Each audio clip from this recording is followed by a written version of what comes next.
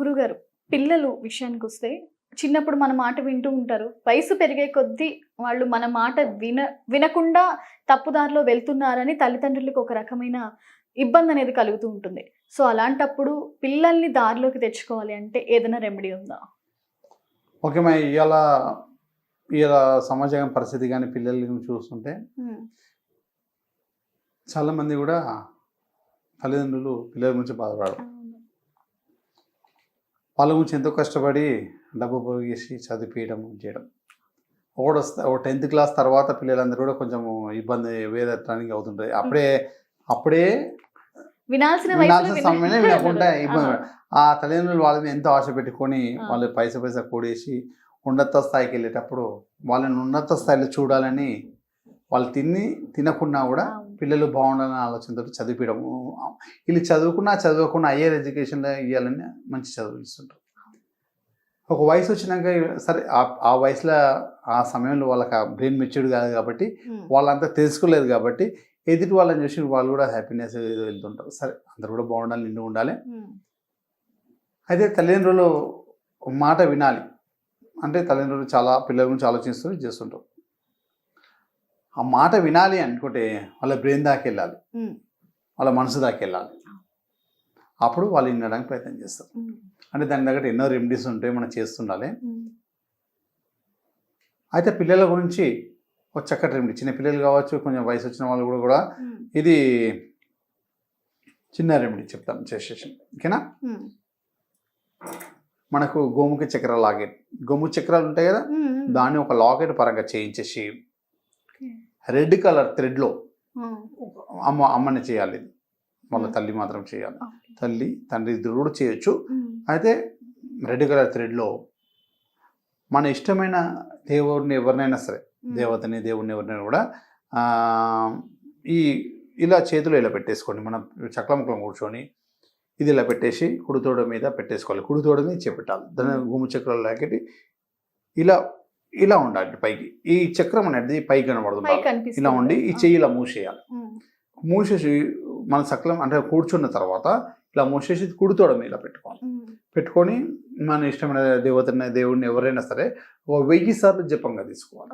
శ్రీకృష్ణుడు ఇష్టదేవరాధన జపము, ఏదైనా మన మంత్రం కానీ ఏదైనా కూడా మంత్రం తీసుకోవడం, మీకు తెలిసింది ఏదైనా కూడా తీసుకోవచ్చు.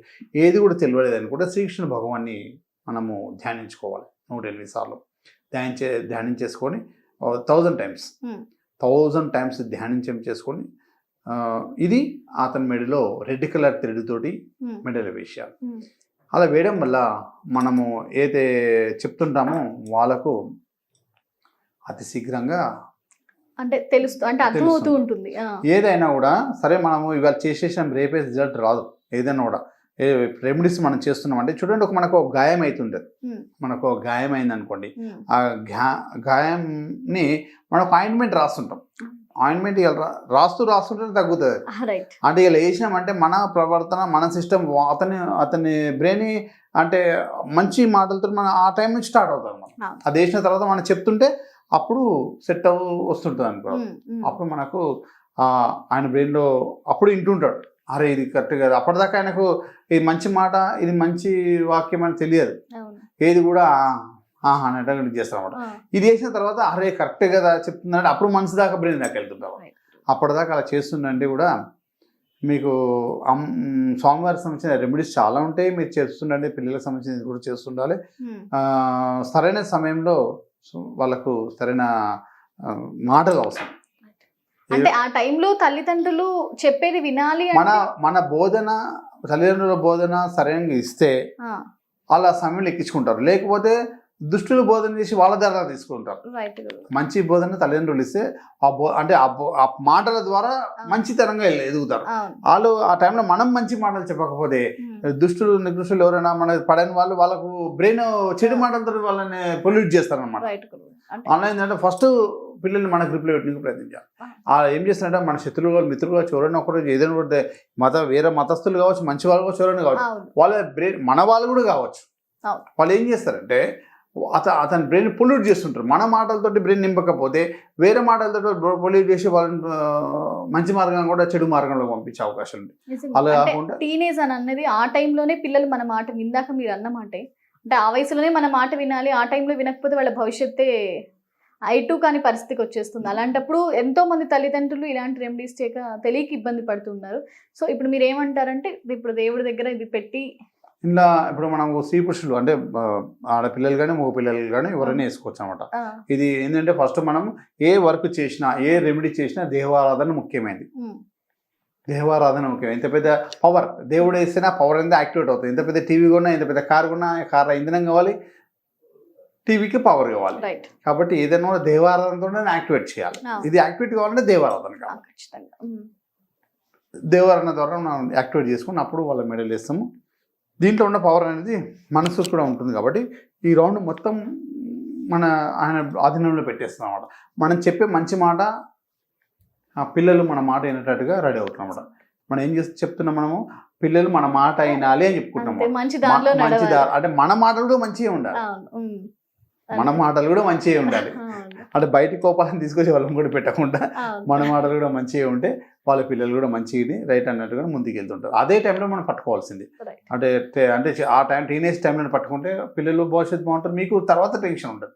కొంతమంది ఆ టైంలో సరైన మాటలు చెప్పాక సరైన డిసిషన్ లేక బాధ పెడుతున్న వాళ్ళు చాలా మంది ఉన్నారు, ఉంటాయి అన్నమాట.